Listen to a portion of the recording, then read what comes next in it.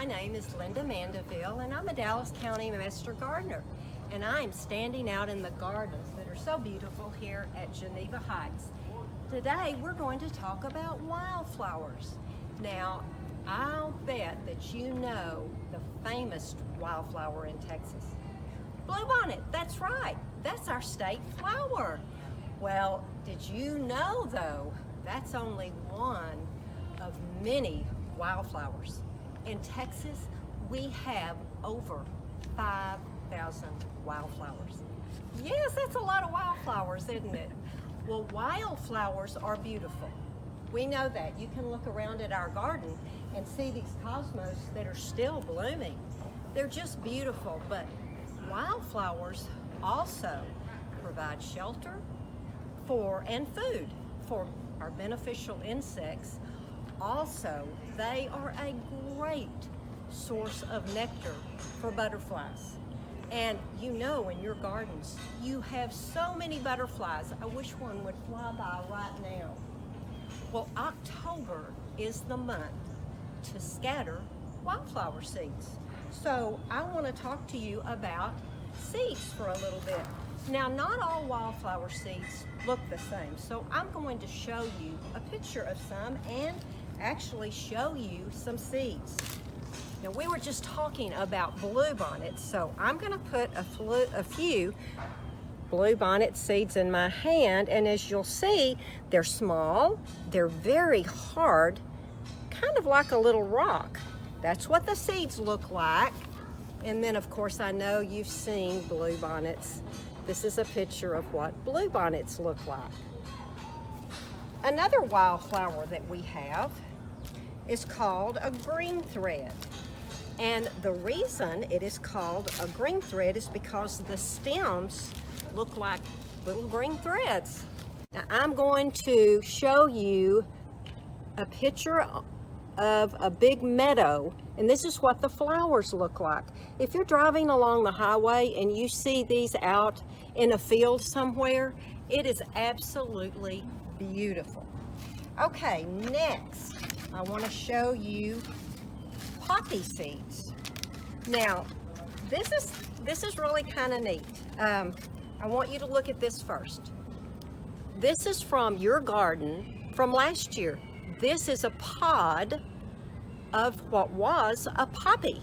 That's the neat thing about wildflowers. So that came out of this garden here? Yes, this came out of the garden at Geneva Heights. Now, when did it come out? What month would that come? In the summer, they dry up. After they've bloomed, they start to dry and dry and dry. And this is very dry. And when you shake it, you can hear the seeds inside. Now, I'm going to show you what happens, so watch really carefully. I'm going to crush this in my hand. And when I do, you can see the little black seeds. Those are tiny. That popped out. That's right. The poppy seeds are tiny, tiny. And let me show you. I have a whole group of them right here. Can you see how tiny those are? How many do you think are there? Oh man, I don't know. I wouldn't want to count those. But you could probably guess, boys and girls, if you'd like to. Now let me compare what the seeds look like. Let me get out. You see the poppy seeds, right? Yes. All right. This is bluebonnet seeds, our little rocks. And then here are some green threads. So do you see how different they are? Yeah. And these poppies are tiny little seeds, but you know what? Poppies are big flowers. And green threads are just kind of a normal size, but their flowers are small. They're beautiful, but they're small. And then of course our bluebonnets grow on kind of a stem, and they have flowers all the way up. So you can't tell by the size of the seed what size the flower will be. Do you have a picture of the poppy? I do. I've got a picture of these big poppies, and I want you to see, these are the red poppies, but do you see the white one? Yes. In the top? Poppies come in red, white, pink, all colors, and they are just beautiful when they're growing out in a field. Okay, so let's talk about what we would need to do to grow wildflowers. Did you notice that earlier I didn't say October's the time to plant, I used the word scatter. That's how you do wildflower seeds. Wildflower seeds do not want to be planted in the ground. They want to be scattered. They like to lie on top of the soil. Now, with something like a poppy seed, you saw how tiny it was, right? Well, a poppy seed, you would have to get very close and just sort of almost sprinkle the seeds on the ground, because if you didn't, the wind might just blow them away. Okay, that's one thing that the seeds need. They need to lie on top of the soil. Okay. Another thing that wildflower seeds need, they need a suitable location, which means the location that would be perfect for them. With wildflowers, that means sun. You've got to pick a sunny location. And here at Geneva Heights, we've got two perfect beds. This is our monarch bed, and on the other side is our swallowtail bed. And I know you've seen the swallowtail butterflies and you've seen the caterpillars climb up the side of the gem. So you're very familiar with that. So we need soil, they need to lie on top of the soil, we need sun, and I bet you could guess the third thing, water. You were right, water. We're hoping that we get some really good fall rain, some really good spring rain, but the master gardeners water up here, so we would be happy to help out with this watering process. Now, I'm gonna walk over to one of our beds, and I wanna just show you, well, let me tell you something else about wildflower seeds first, because I've got several things to show you in this bed. When all of these conditions are right, the soil, the sun, and the water, those seeds are going to turn into little plants. That's called germination. They germinate. The seed turns into a little plant. They turn into a seedling. And a seedling is a little plant. So that's some really good words for you to remember. Germinate and seedling. And I want to show you how we would go about scattering or perhaps tossing, very gentle toss, these seeds. So follow me over to the garden and let me show you how I would do it. Now, anytime we walk into these gardens, there are stepping stones, as you can see, that go throughout the garden. So I've got to be very careful to step over the edging, and I'm going to step very carefully and stay on these stones. And there's a really good reason why right now. If you will follow me down and look at this little plant, which is called a seedling. I don't want to step on that little seedling. And this is actually a bluebonnet that germinated from the seeds last year. The seeds fell off last year and we already have a plant. So if I was going to plant or scatter a bluebonnet seed, can you see that seed right there on my finger? Yes. All I would need to do is just drop it on the ground and it's good. And the same thing with a green thread. So now we're ready to do some poppy seeds. Remember how tiny they were, and we can scatter them on the ground, but what if I'd like to get some poppies over by this fence and I need to toss them a little bit? Well, remember, the wind will take them off. So let me show you what I would do. I would step on two stones and then very gently, I'm going to toss them out.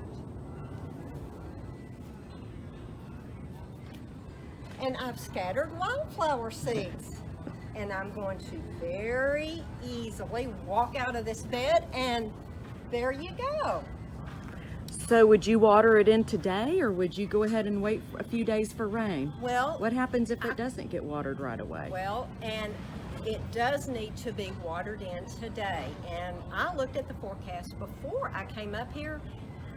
and unfortunately I don't see any rain in the forecast, so I'm going to water those seeds in today because I'd like to make sure they get a little head start. Okay, so while we're talking about seeds, remember I showed you the pod from the poppies.